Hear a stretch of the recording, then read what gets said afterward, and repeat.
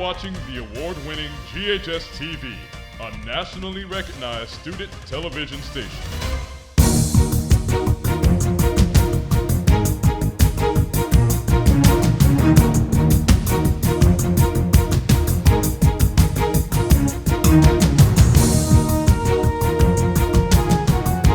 Hello and welcome to Red Devil Postgame, GHS-TV's two-time national award-winning sports show. I'm your host, Brandon Sewell. It's been a while since we have seen each other, and boy, there's a lot to cover. From swimming and track to cheerleading, we've got it all for you. But first, our basketball team had an outstanding season with the all-new team and coach. Let's take a look at some highlights of their season. Our girls basketball team had a good season, winning majority of their home games. They hit a brick wall towards the end of the season, facing a tough match against Dyer County. They would eventually pick up steam as they beat the Southwind Jaguars 43-28. Although they did lose to the Bartlett Panthers at the end of the season, their record improved dramatically from the 2019-20 season, going from 4-22 to a dramatic improvement of 9 wins and 12 losses. The boys basketball team also showed improvement with a record of 18-12, a huge jump in comparison to 6 wins and 23 losses in 2019. They lost their first game against MUS, but they were not out for the count. They went on a 4-game winning streak, proving they were a top team in their district. Second, matter of fact, the Devils came face-to-face with Dyer County on homecoming night. They blew the Choctaws out, 83-46, showing they did not come to play. The Devils showed the same treatment to the Southwind Jaguars, taking home a dub. Final score, 71-63. But they met their match in the Bartlett Panthers. They put up a really good fight, putting up 57 points against Bartlett's 74. The team finished up their season, making it to the playoffs for the first time in years. Don't they look amazing? Now, let's hear from the players themselves. Joining me is Anthony Medlock and the Day Guy, two great players from the boys and girls teams. Thank y'all for joining me. I appreciate y'all for allowing me to interview you. No problem. Sure. So, Anthony, you were one of the top scorers this season, averaging 26 points per game. How did it feel to immediately come in and become a star player? Well, this is my first year at Germantown, so coming in, not knowing none of the players or none of the coaches, I had to earn respect from them and also trust. So once I earned trust and respect, I feel like then I could kind of be a leader to the team because nobody's going to listen to somebody that they don't really know. So once I earned the leadership role, we all just started playing together and gelling together and becoming a brother instead of teammates. Naday, you helped lead your team throughout the entire season. Can you talk about the team's journey from the beginning to end? If I'm going to say, like, from the beginning, I'm going to say, like, freshman year because, you know, my freshman year was really hard coming into, like, a new coaching staff. But I can't say, like, the growth was tremendous this year. Like, since I've been here, the basketball program wasn't that good. And for me to come out my senior year and be able to be, like, one of the biggest help to, like, help us get where we're at right now, it's just, like, you know, kind of a bittersweet moment because, like, all the hard work is finally starting to pay off. Mm-hmm. And like with our coach, Coach Thomas, probably one of the best coaches the girls basketball program has ever had in a couple of years. And I could say it feels really good to be a part of something like that, to like be the underdogs and now to have like some kind of image that we can build on for the couple of years coming up. Well, the both of you had great seasons this year. Can the two of you talk about the strengths and weaknesses of each respective team? Naday, you going first? I can say our weakness was most definitely height because, like, me being one of the tallest at 5'9", you know, and other teams having, like, 6'3", 6'4" girls was one of our weaknesses. But I feel like we really did really well with our weaknesses because, like, us being able to manage with taller teams and still, like, you know, being able to stay in the game was really well. One of our strengths was most definitely defense this year because, like, the defense was amazing. We had plenty of stops that we stopped teams that other schools couldn't stop, and it was really humbling and really exciting that we had that kind of gel and bond to play defense with each other. What do you think, Anthony? One of our weaknesses was height also, but that also became one of our strengths because not having taller people, that means that everybody was quicker and faster than everybody. When certain teams, bigs, can't get down the floor because they're too slow. So one of our strengths was just running, getting up to the rack, and pushing up the ball up the floor. Mm-hmm. Well, did the boys basketball team, did they set any goals from the beginning of the season? Our goals would just be better than they ever was. Because I know the previous years before I came here, they were only winning like 4 games a year. I think the last 3 years they won like 8, 9 games total.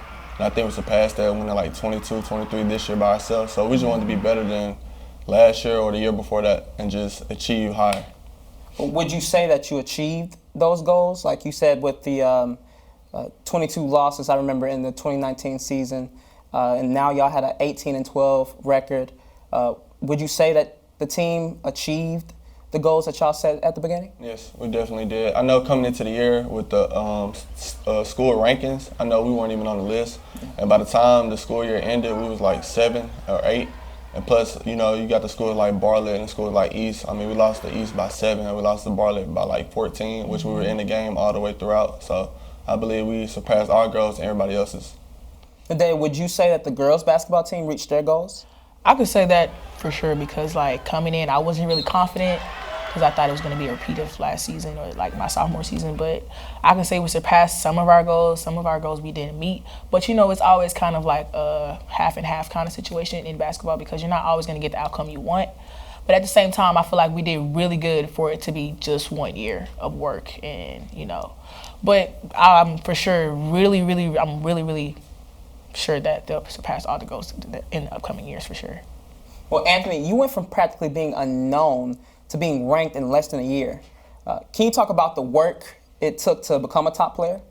The work was just getting in the gym every day, any chance you could get. I know when I was unranked, I wasn't really good, but in order to get good, I started doing like 5 a.m. workout sessions, working out during school, after school, just getting in the gym anytime I could. And also I started playing against people that were older than me, that way I could get stronger and learn from them. Because, you know, older people always talk wisdom. They always tell you everything that you need when you get there. And they already have experience of being there. Well, is there anything else you two would like to add? Anthony, you going first?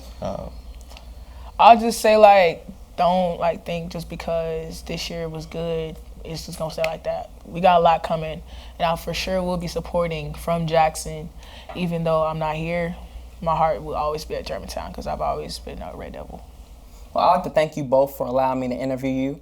I wish you both the best of luck in the future with you signing and with your senior year coming up. So I wish y'all both best of luck. Thank you. Next, we're going to dive into our coverage of the GHS swimming team. Post-game reporter Maya Saleh has more from the pool. I'm here with the Red Devil swim team to discuss their successful season. Coach Henry and a few swimmers are here with me today. Coach Henry, did the swim team reach their goals? You know, we had 6 swimmers who swam for the season. The 2 boys who swam, TJ Tankersley and Dedrick Starks, were amazing. They came in first and second in almost every event that they swam in. They earned a lot of points for our team and showed really strong leadership for our team. The girls were amazing. I had 3 relatively new to swim team and 1 who had been on a swim team her 7th grade year. And all 4 of those girls showed a lot of progress and growth this season. They had personal best times almost every single time we had a meet, and our boys did too. So it was really, really fun. It was a good meet, good year. How did the team prepare before the meets? Well, we always looked at what the meets were coming up. We had a short meet or a long meet, meaning that you'd have longer swims. And so each swimmer could swim in 2 events individually. So we would look at what the events were going to be, and then we would actually plan for and train for that specific swim the 3 days of practice prior to the meet. How did the swim team prepare for all their meets? Well, we practice 3 days a week, and we have a heat sheet that tells us what races that we're gonna do. And before a swim meet, we do warm-ups. We had general goals in mind, and we knew like where we wanted to go with each meet and how much we wanted to develop. So we worked hard to practice to meet those goals. Coach Henry, how did you ensure that the swim team succeeded individually and as a team? Well, we spent a lot looking at what their strengths were, and it's an individual event. You're swimming by yourself, but it's also a team event, so we got to put each other in the right events. So, for example, if I had 2 really strong swimmers, maybe they didn't need to be swimming the same event. Maybe one person could take care of getting first, second, or third in that event, and then the other person would swim another event to place there, and that's how we kind of accrued more team points that way. How are you guys able to motivate each other and push each other throughout the swim season? Well, every time when someone is swimming in a race, we cheer ourselves on, and if we lose, we do all that, hey, that's okay and stuff. And if we lose a meet, we just come back stronger. this is our first time ever meeting each other, but we have developed chemistry at our time swimming. Sometimes we meet up in the hallways and we talk to each other, or we see each other outside, and sometimes Dedrick would give us encouraging texts and ask us how we're doing.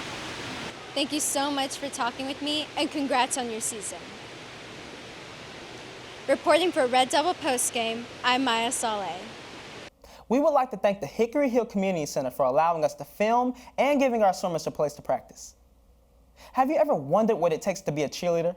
Turns out, we've got great examples on our own GHS cheer squad. Post-game reporter Maya Saleh and videographer Michael Johnson show us how our cheerleaders prepare to lead the crowd.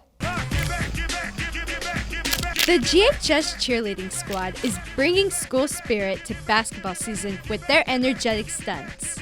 Being around the team and getting to cheer the team on is exciting. When you have the cheerleaders to hype you up for the cheer, it makes it better for the team. Crowd is kind of down and dry. You know, at least you have your cheerleaders there. Pump up the team, at least attempt to pump up the crowd. You know, give them a bit of encouragement rather than, you know, just hearing silence. While the team hypes up spectators, the squad has its own way to get hyped for the game. Pep talk before the game, a day before, a night before, morning of. We just text each other and remind each other to lock in, to focus, make sure you eat something, drink something.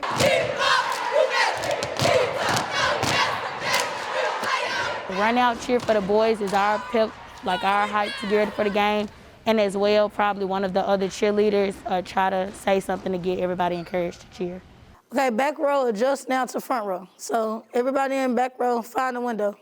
Along with the new squad, the team has welcomed a new head coach.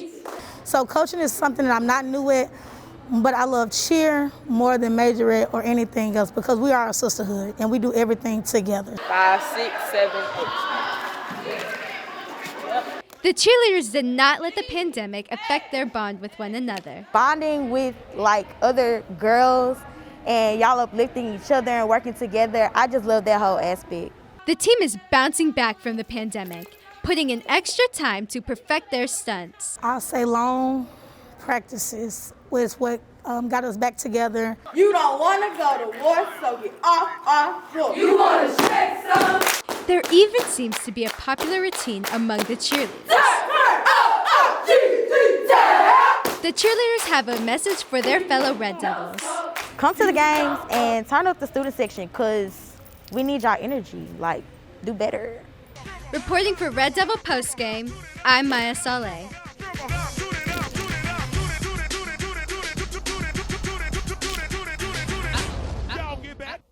We've got a lot more postgame headed your way, including a look at the wrestling team. So stick around. Camera 1, switch audio, cue talent. So GHS-TV was started in 1982 by Frank Bluestein, the department's founder. It's a multi-million-dollar television studio, and students who are a part of it have the opportunity to do real-world work. Welcome to GHS Insider, the show. What makes this program unique is the students here.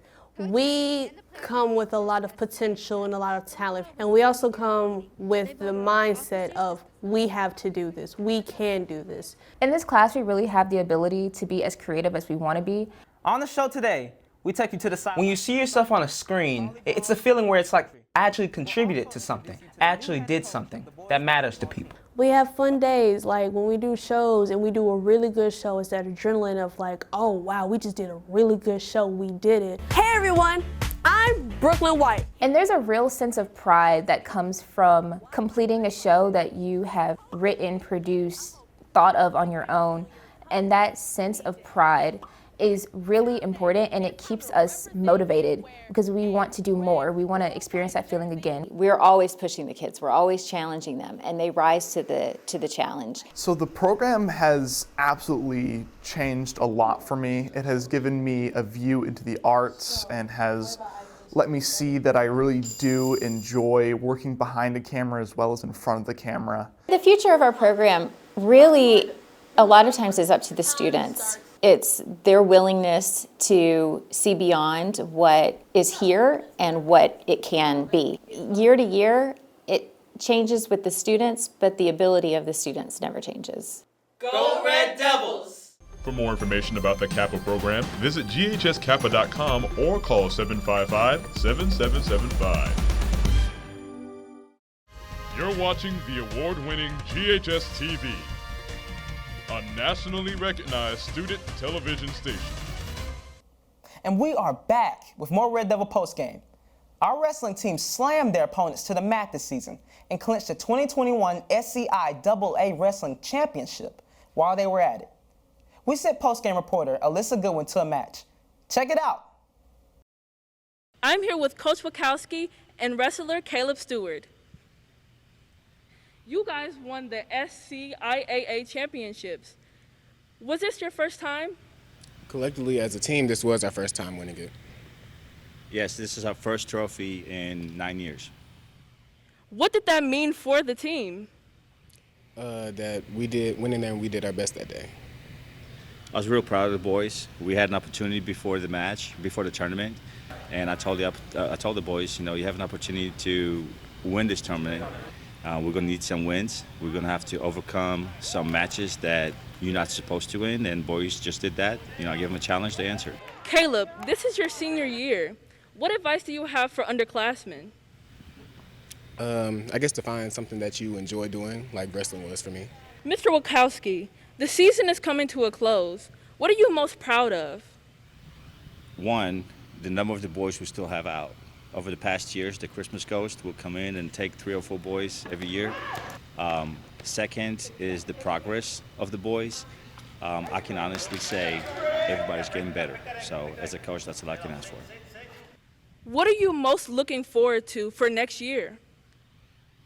Well, I would like to have more ninth graders come out, more sophomores come out. So if you're looking for a challenge, if you're looking for a sport that you get the credit, come on out. What will you remember the most? I guess when being SCIA champion, Black Horse, and anything else I win this year. Thank you, Coach and Caleb, for speaking with me today. Thank you. Reporting for Red Devil Newsbeat, I'm Alyssa Goodwin. The track team is racing towards success as they approach the end of their season. Postgame reporter Alyssa Goodwin went to a track practice to find out how the season is going. Runners, take your marks. Set, go. Track and field season has been a success, with boys and girls posting strong numbers at meets this year. I'm here with Coach Nelson and player Zane Dunn. Coach, can you tell us how the season has been going? We've been really happy with this season. The kids are really stepping up to the workouts and really putting in some great times this year at the meets. Zane, what are some of the team strengths in your opinion? I think we just have a lot of good team chemistry and we're all like a family here.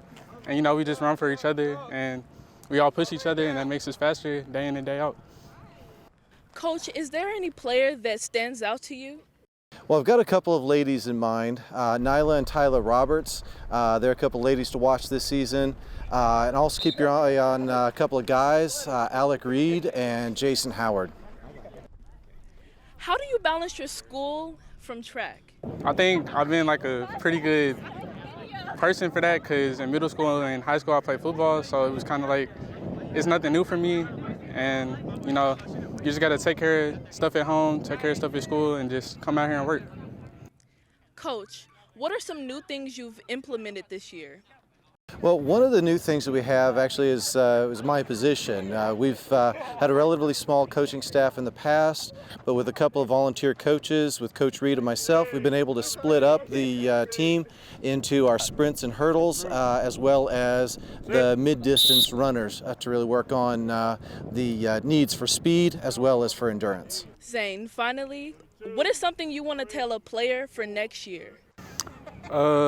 When you come out here, just be excited and work hard and do everything you're supposed to do because you can come out here and be part of the family and do good things and help us win meets and just have fun.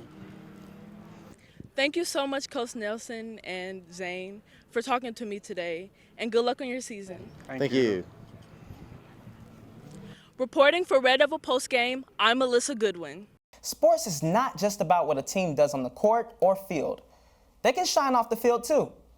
During a game this season, the GHS baseball team honored the school's Best Buddies Club, recognizing special individuals who go above and beyond for the club.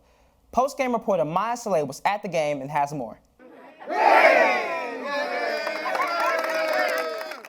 It was a special night here at the GHS boys baseball game. The team recognized the GHS Best Buddies Club.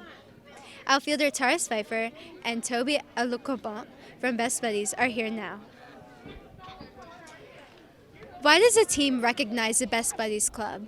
I mean, the Best Buddies organization is important to us because they need our support, and we got more ability than they do. Like, we can do more than what they can. So we try to stick by them and help them, make them feel comfortable. I work in the sped department every day, and when I tell you that these kids, they move me, they inspire me to do things that I do out here with my students and my athletes, and I really appreciate their energy and the love they have for one another every single day. Toby, what do you like about baseball? Hit ball. A1. Is this your first time watching baseball? Yes. What makes tonight so special for both the baseball team and the Best Buddies? Tonight's special because it's our first win. I mean, we had a real season. Toby, how excited are you to watch the team and support them? Happy. Taris, Toby, thanks again for talking with me. Thank you. Reporting for Red Devil Postgame, I'm Maya Saleh.